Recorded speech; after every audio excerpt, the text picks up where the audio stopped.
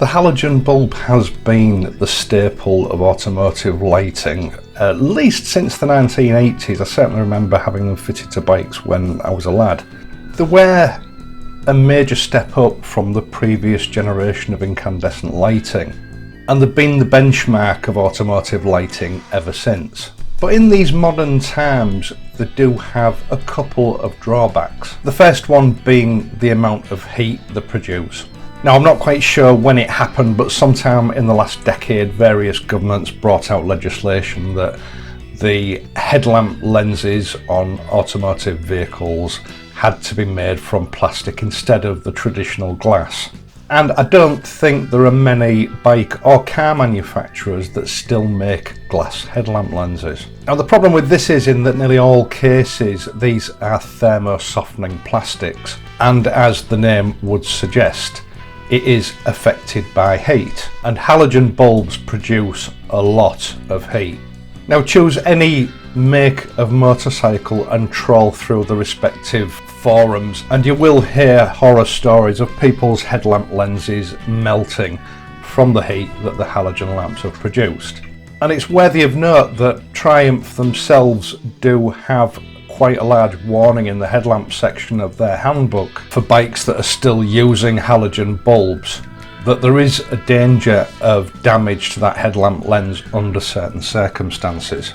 Now, ordinarily it isn't a problem. These headlamp lenses are made up to a specification, but if you put in a higher rated bulb that produces more heat, it's going to melt. And if you stop for a quick comfort break on a long ride and hang your jacket over your headlamp, as some people do, the likelihood is that your headlamp lens will melt. And then there's that ever-present problem with current draw on modern motorcycle electrical systems, where you can quickly deplete your battery if you're not careful.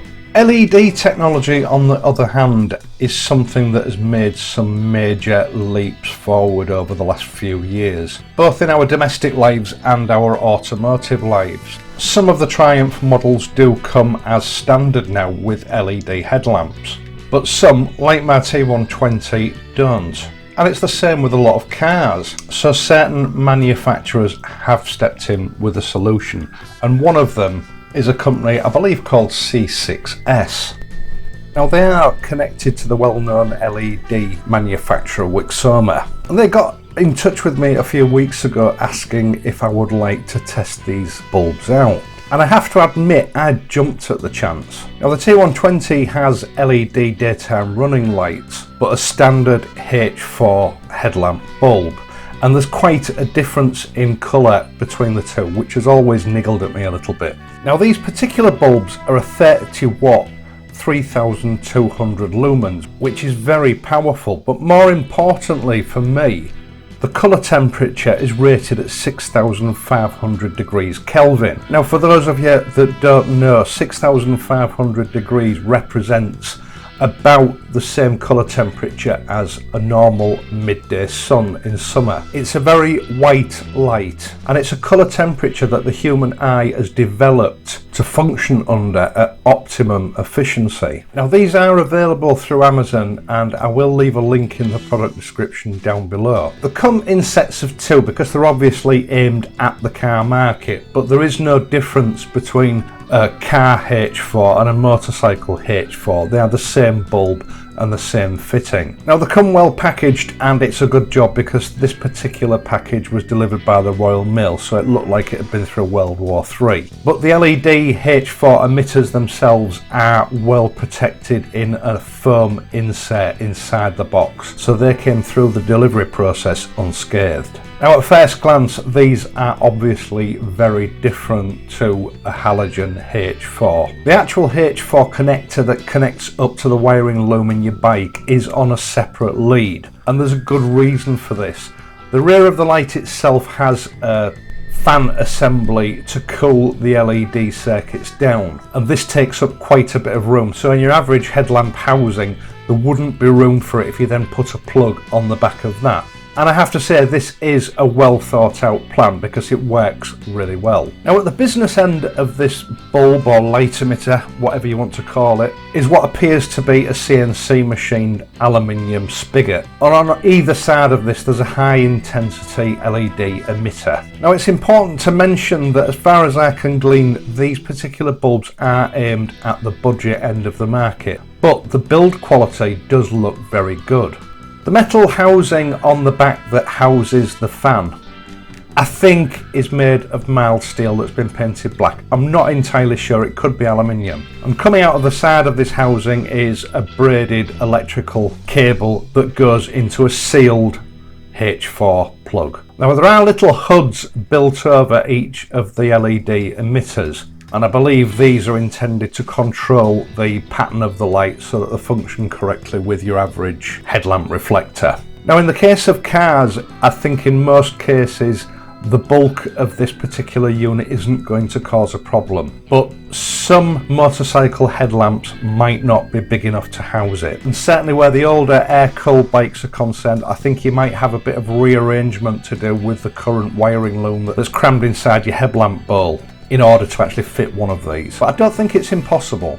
Now, in the case of the T120, there is minimal wiring in there, so I actually found there was just enough room to comfortably fit it in, with one caveat, and that is that because of the bulky design of this LED emitter, you're not going to be able to refit your rubber dust cover. Now, for me, this isn't a deal breaker. The manufacturers say that this LED H4 is actually waterproof, so any moisture that does get inside the headlamp bowl shouldn't be an issue. But I do think that before ordering one of these, you might want to consider whether or not you're willing to leave that dust cover off. Now, fitting is very simple and straightforward. It only goes in one way, just like a standard H4 halogen bulb.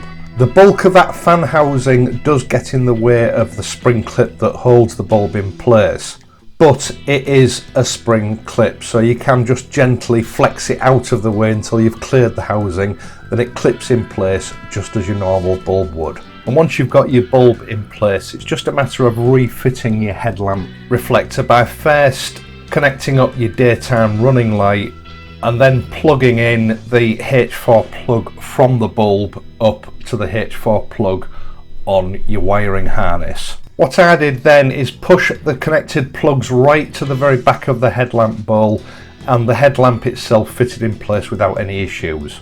Now, to the naked eye, there is a startling difference in both brightness and colour between this LED bulb and the standard halogen bulb that came with the bike. Unfortunately, because of the way a video camera works, this didn't really show up, because the camera is designed to try and keep everything at the same sort of spectrum of brightness. So you're just going to have to take my word for that. It is at least 30 to 50% brighter than the standard halogen bulb that comes with the bike. It's also a really nice white light that matches exactly with the daytime running light. Now, when you start it up, you will hear a whirring at the back, and this is the cooling fan, which stays operational for as long as the headlamp bulb is actually switched on. Now, I don't think this is intended to actually cool the bulb down to stop it from getting too hot and damaging the headlamp, because it doesn't get hot at all. I think it's down to the limitations of LED technology and the temperature ranges that it can safely operate in that it's sucking heat away from the LED emitters to stop them going through a thermal cutout process, which obviously would be a bad thing because you don't want your headlamp suddenly going out while you're riding on a dark road. This keeps the bulb at a constant temperature, and I'll go through that with you. Now, I used a standard proprietary laser type thermometer, and the ambient temperature was round about 60 degrees. Now, on the LED bulb with the light set in the dip beam position, it raised the temperature to 62 degrees, and with the main beam engaged, after 15 minutes, the maximum temperature it reached was 65 degrees, and that basically means that it wasn't much above ambient room temperatures, which is quite amazing, especially when you consider the intensity of light that it's kicking out. Now, by comparison with the halogen bulb, after 5 minutes it was registering 122 degrees on dipped beam. So as you can see, using an LED light is going to go a long way to halting degradation of your headlamp lens. Now likewise, at the rear of the headlamp bulb itself, I expected it to be kicking a lot of heat out and warming the back of the headlamp bowl up. It didn't. It stayed at round about the same temperatures as I was registering at the front near the reflector, about 65 degrees on main beam after 15 minutes. So temperature wise, with these bulbs you've got absolutely nothing to worry about. Now as for the actual beam pattern, I didn't get a chance to try this out on the road in darkness, but I did do a basic test on my garage door and I was quite pleased with the results. There was a visibly much reduced light scatter compared to what you would expect to get from a halogen bulb. It was a nicely focused uniform pattern, both in high and low beam. And I think this is because the design of an LED emitter gives a more precise pattern of light into the reflectors, something that a halogen light isn't capable of doing, because it is effectively still an incandescent bulb. Now, weighing up the pros and cons, your average halogen H4 will cost you between £10 and £14, depending on the quality and specification of the bulb that you buy. These LED lights, last time I checked on Amazon, were coming in at £22 for a set of 2, so they're comparable to a standard H4 halogen bulb. They run far cooler than a halogen bulb does, and that's got to be a good thing with these modern plastic headlamp lenses. They draw approximately half the current that a standard halogen lamp will draw from your electrical system. And then finally, you've got the expected life of an LED compared to a halogen. It's about 5 times the lifespan of a halogen bulb.